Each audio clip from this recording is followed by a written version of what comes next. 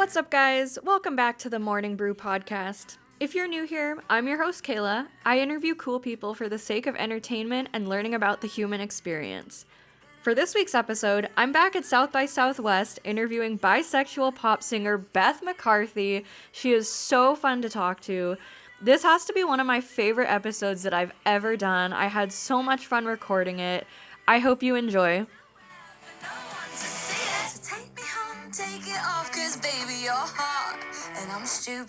Okay, I'm back at South by Southwest, this time with the one and only Beth McCarthy before their showcase tonight.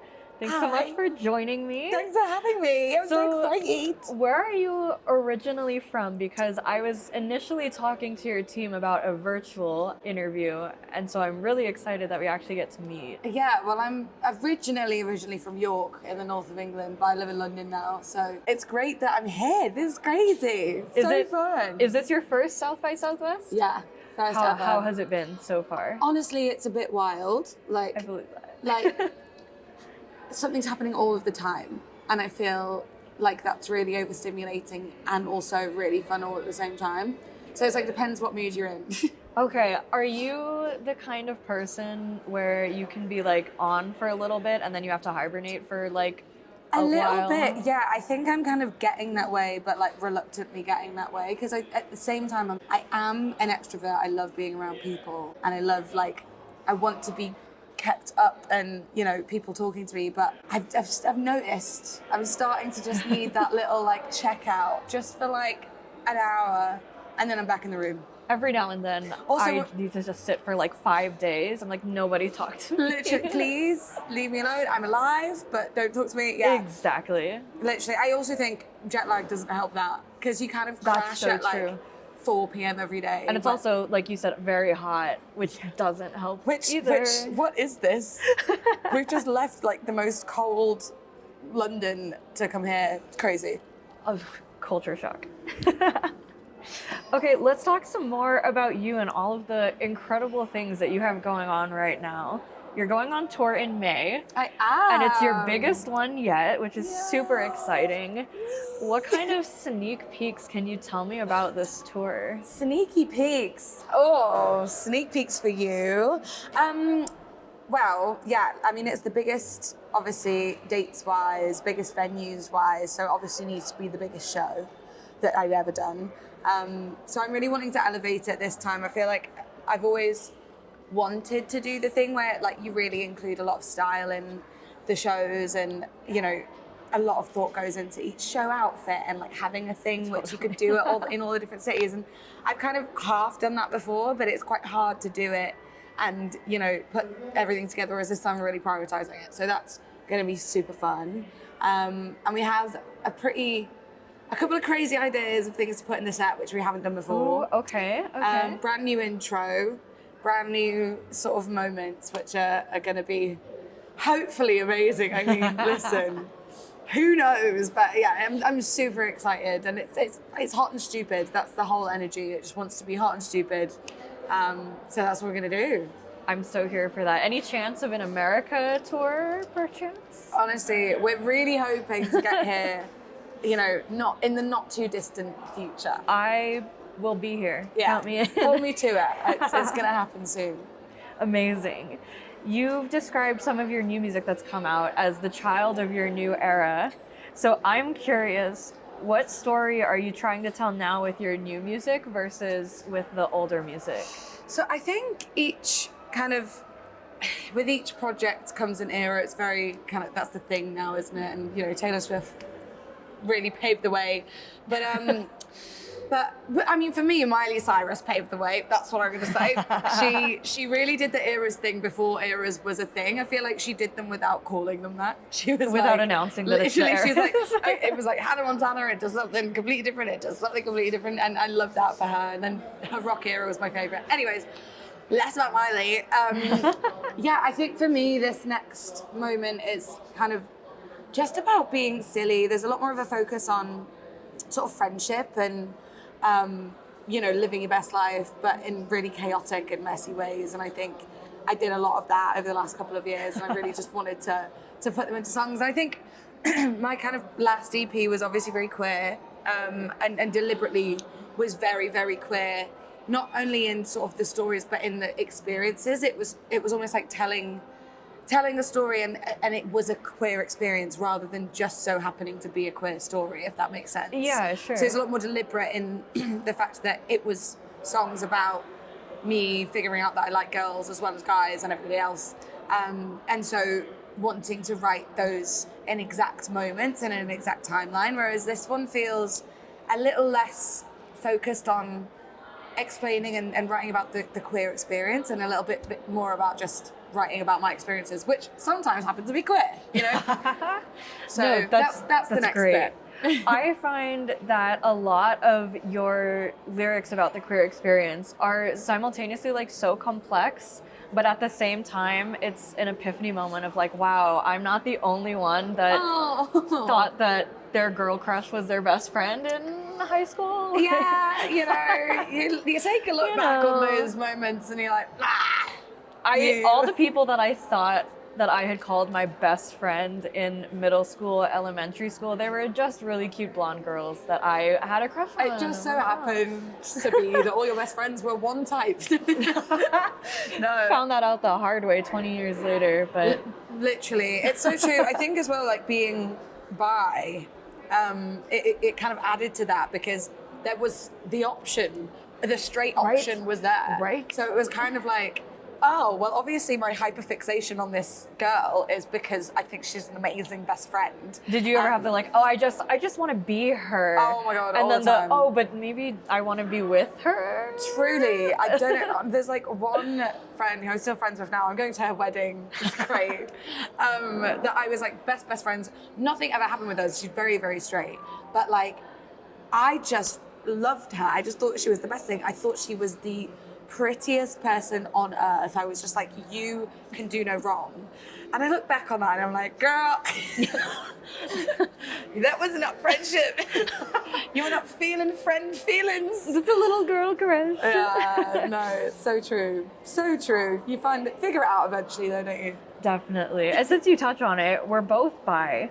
Do you find that you face any stereotypes or misconceptions about bisexuality? Don't we all? Don't we all? Honestly, It's a rhetorical question, but someone has to say it. Yeah, and you have to ask it and you have to talk about it because it's mad how much there still is. You know, I think it's being bi and the hate that you get for it is sort of a little bit more hidden because it's not as straightforward as just being like, you're awful because of this. It's more, for me, it's more a sense of, you know, not being taken seriously or not being kind of viewed as, you're not gay enough, you're not straight enough. Like, they're the two things, right? So it's like one community is sitting there being like, oh, well, pick a side. Right. Well, and then the other one's going, well, pick a side, but it has to be our side. And if it's not our side, then we don't want you in it. And I think that was the big thing for me was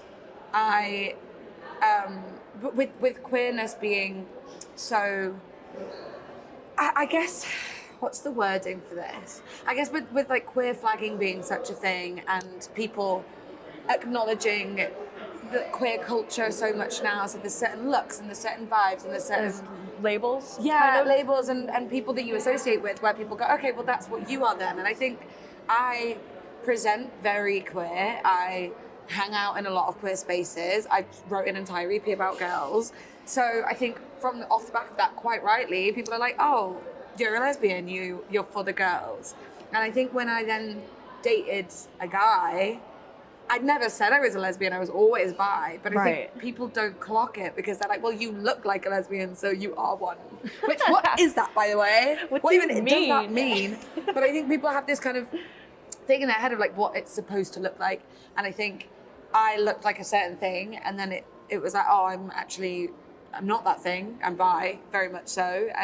But being bi, just because you're in a relationship with one gender doesn't mean that you shut off from all of the rest of them. You're still equally as bi as you were before. And I think I just got, personally, a lot of confusion and a lot of people sort of looking at it being like, oh, well, she was faking it or she was queer baiting. And it's like, you don't get it. Queer people can't queer bait. It's not how that works. If you're queer, you're queer. You can't bait people out when you are queer. Say it louder. But yeah, so for me, it was a lot of unexpected from the community, which is a shame. Yeah, okay, so you also faced that kind of thing from the community. Yeah, I think I had heard rumors about it, and I was like, nah, that's not a thing. And then it happened to me, and I said, oh, yeah. damn. What are we supposed to do with this? Because where do I belong now? It's a real shame because I think, putting that level of it's kind of just like what has happened to them. I think for me, that's where it comes from, and there needs to be an acknowledgement as a bi person that there's a privilege that comes with it, right? You can be in a relationship with a guy and be straight passing and not experience some of the kind of physical homophobia that comes within the streets, and you don't have the same lived experience as someone who has always been a lesbian or has always been gay. You don't have that same experience. You have loads of other experiences, and you have loads of shared experiences. So it's a shame to then look at someone and go, well, you're different from me, so I don't get you and I'm not going to... because that's what we're trying to be against in queerness. It's like everyone's supposed to have a space. And I think it's a shame, but it comes, I think, from her and from, being a minority. And for queer people have been pushed down for so long. And it's understandable that when it's like, oh, well, you're getting the best of both worlds. Like, you're getting the community of queerness, but you're also not getting sort of the hate from the rest of the world. It's a very closed-minded view because we still do get that hate. Absolutely. But I understand how it would feel unfair and particularly feel wrong to watch people kind of thrive in an environment that you were actively pushed down in. But I think the only way to move past it is if we're all just on the same team, right? Yeah. So, yeah. Definitely. I waffle about being bi so much, so just tell me to shut up. No, me too. I'm like, another thing. No, I was going to say props to you because Goodbye is such a great song, and I've found a ton of like powerful like anthems for women but that are like big dick energy, but I've also found a lot of like chaperone type queer but definitely more on the like lesbian side music, and I have never found a happy medium for a bi anthem. Exactly. And you like so perfectly captured all of it. And I just vibe to that so hard because it's not that hard to understand. Yeah, honestly, how could anybody hate a goodbye? That's I just want to have fun. Leave me alone. Exactly. And it's really nice that you say that, and I'm really glad that that's how you feel, because it was one of those where it just felt like it needed to be written. Like, as I said, it literally came in the moment after I released an EP about girls. I started dating a guy, and I had friends who were lesbian who kind of were not really for it and made me feel quite invalidated around it. And I just thought it's such a shame, and so many people go through it, and I've never heard anybody publicly talk about it. And I think that's the other thing with like bisexuality, we don't really get it presented to us in kind of the popular media. We are so lucky that we have some amazing sapphic icons now, and we have Haley Go, we have Chapel Road, we have the gays doing it for the gays, definitely, and the queers.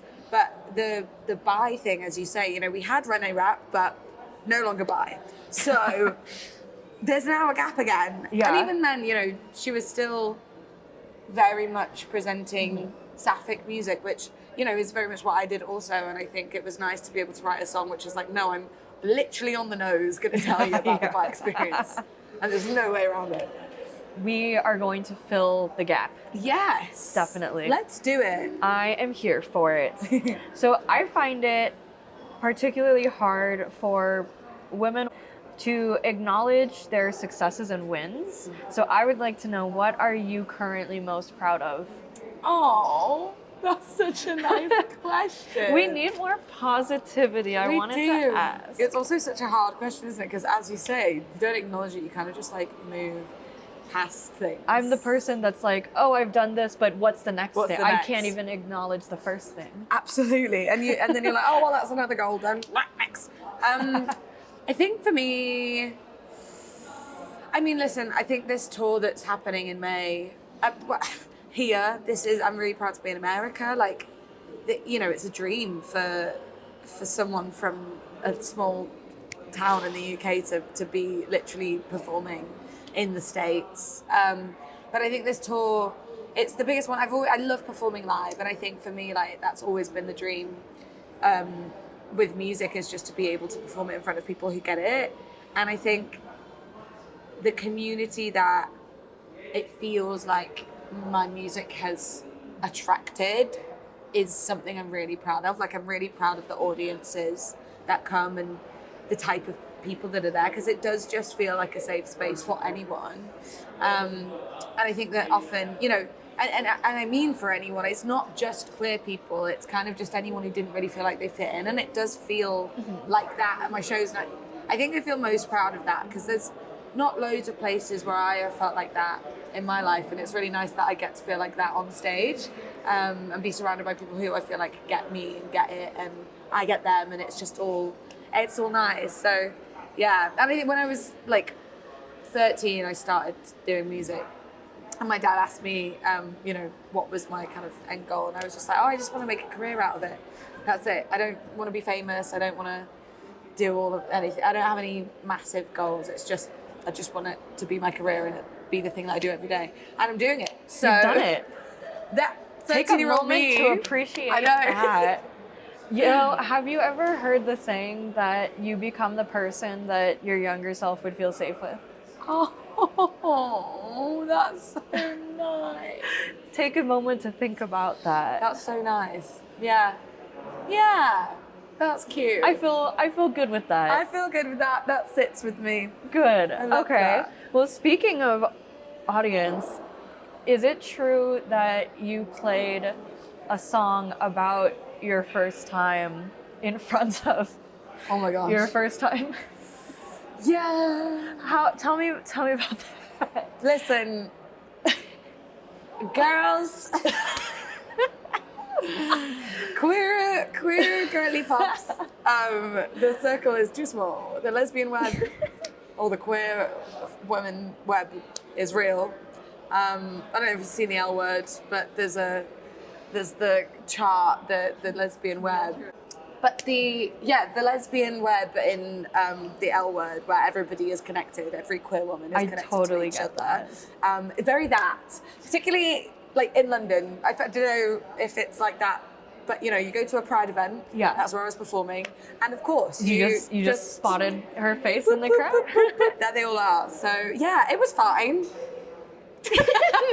I can't even imagine what would go through my head like that. Oh, yeah. It's a pretty crazy time.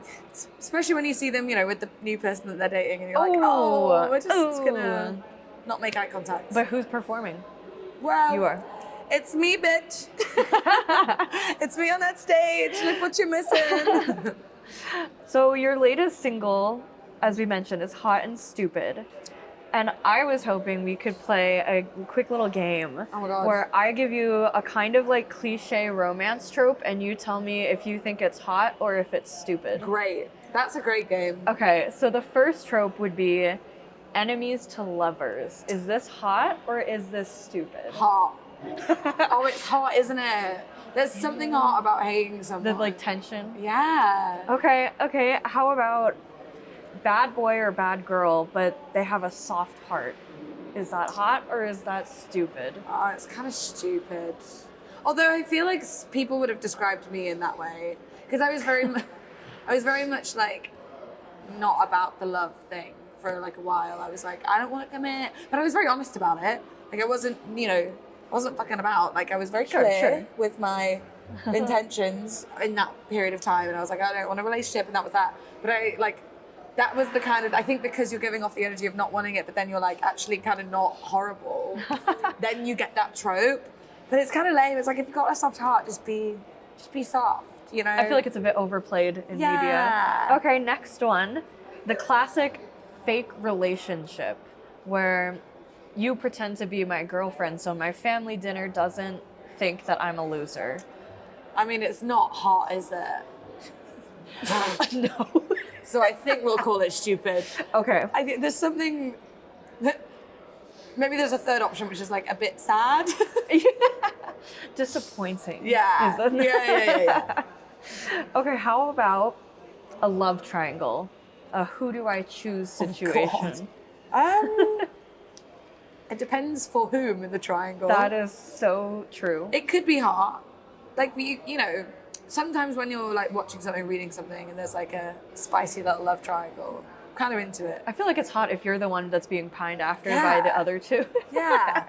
But if I'm the one that's getting chosen between, I'm like, ooh, that's a bit That's less hot. Yeah, exactly. it's more It depends stressful. what point of the triangle you are. Right. But if you're the top of the triangle, then kind of hot.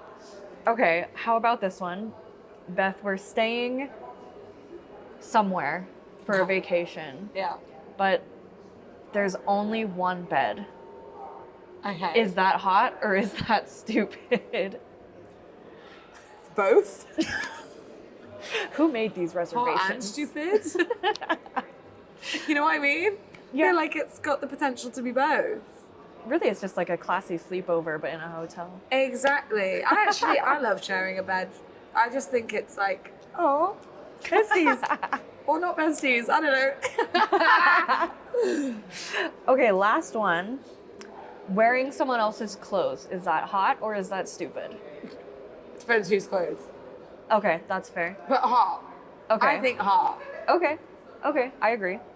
Yeah? Yeah. I feel like you had reservations with that. I feel like if it's someone that I am interested in, then wearing their clothes is like, Hot. I So am hot. yours, you know? Yeah, I think when they kind of like don't fit that well, that's Yeah, hot, and then you're like, ask me about why my shirt doesn't fit. exactly, Because it's not just mine. 'cause it's not mine. It's because I just slept with the person whose it is. Exactly. I just had sex. But don't worry about tell it. anyone, yeah, don't worry about it. all right, we just met, so I'm not sure how spicy you're willing to get with me, but I have some extra fun questions for you I'm to wrap so things down for that. up. Okay. What is the funniest thing that you own? Funniest thing I own. It's a great question. I can set the stage with mine if it helps you think of one. I think you should go for it. I have a 3D printed woman's torso, but the breasts are Dwayne Johnson's face, and it is Dwayne the Rack Johnson, and Wow. it sits on my desk at my apartment. Wow. It is my prized possession. I would never be able to beat that. I don't know how you thought that was an okay thing to bring to the table. I have nothing even slightly on the same wavelength as that. Like, do I even own any? I'm like, I must own something a bit mad. But people give me like weird things on tour sometimes. What is the weirdest thing you've been What is gifted the on weirdest tour? thing? I've been gifted some wild stuff. A lot. I mean, people crochet me things a lot, which I feel like varying things crocheted can get strange because you're like, oh, that's a bear, that should be crocheted, but like that's a breast, and a crocheted breast is perhaps a bit more odd. So Just one? just the one. Oh, okay. Yeah. So maybe we go for that. Or just my sausage dog. He's probably the weirdest thing. He's literally the weirdest dog. Oh my He's just gosh. a diva and he thinks he's a human. So I love that so much. I'm gonna go for Alfie. Okay. Have you ever done anything petty to get back at an ex? Oh God, yeah, all the time. Okay, what is like what's the pettiest thing that you've done? I became famous. Pettiest thing I've done. There was someone oh God, it's a quite long-winded story, but I'm gonna tell it. Basically, there was someone I dated, and we were kind of dating. It was I wouldn't say we were like quite at relationship yet, but it was like, you know, we were seeing each other a lot, and I basically found out that they had got with somebody else, and we were definitely past the point of that. Yeah, still right? rude. So I was like, okay, found that out. And apparently what happened was this person had said they were with their mates, and it was overheard that they'd been like, oh, where's Beth? And like they were like joking about it, right? I was like, oh, whatever. So it was their birthday. I'd already bought the presents. I'm a good gift giver. I love gift giving, and I got an amazing, well put together gift, right? And I was like, you know what? I'm still gonna go see them. So I went and saw them. Didn't say anything. Gave them the gift. Uh-huh. Had the nice, just treated them so well on their birthday. In the meantime, they were like lying on me, and I was Snapchatting my friends, being like, "Get this dick off me! Like, get this horrible little rat off me!" But being really nice to their face. And then they were like, "Oh my god, thank you so much! I had the best time." Like, really won them over, and I was like, "Oh, it's okay." And like, "Oh, text me when you're home." And I was like, yeah, of course I will. Got off the bus, never texted them again, never spoke to them again. And they were messaging me for weeks, and after a few weeks, and they were like, "What's happened to you? Are you dead?" And I replied, and I was like, "Where's Beth?" Oh, that's a good one.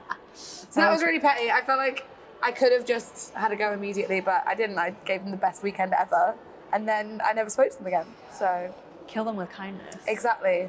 That was kind of now petty. they're gonna feel like the bad person for the rest of their life. As they should, because you could go crazy on someone, but then they're justified in their actions. You know. Totally.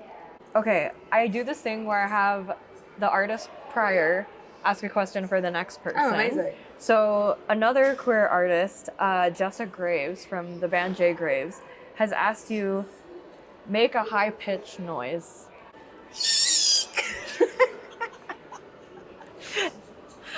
And so the follow-up. There you go. Now you get to ask a question for whoever my next guest ends up being. My question is, what's the stupidest thing that they've done for someone hot? Oh, okay. Incredible. I'll definitely ask them that. Well, now is the time. Shamelessly self-promote. Where can we find you in 2025? Oh my God. Self-promotion. Well, my name is Beth McCarthy, and I got an EP coming out on the 4th of April, which is the Hot and Stupid EP. I'm very excited about it. It's going to be a fun little era. And then, tour in the UK and Europe in May. And then hopefully in the States in not too distant future. I'm probably not allowed to say when that's exactly happening, but it'll be happening not really far away. I will keep my calendar free in case of hypothetical events. Amazing. And that's it. That's me. That's pretty much everything. Amazing. Well, thanks for taking the time to chat and be hot and stupid with me. Thank you for having me. Contrary to your popular song, I think you actually can talk to girls. So, anyways, thank you for joining me. Thank you for having me. Of course. Yay! That's so fun. That's all for today's episode, guys. Thank you so much for listening. If you enjoyed this episode, be sure to share it with a friend, and also be sure to go and follow Beth on social media. Her new music is slightly postponed, but tour is still on for May as far as I'm aware, and my UK listeners should go, and I will live vicariously through you because I don't live in the UK, but if I could go, I absolutely would go. Be sure to tune in next time because I have a really fun interview with Matt Blitzer from Superette, including a podcast exclusive performance of his new single, Cargo Pants. This is the first of hopefully many live performances on the podcast, so I really hope that you'll tune in and enjoy it just as much as I did.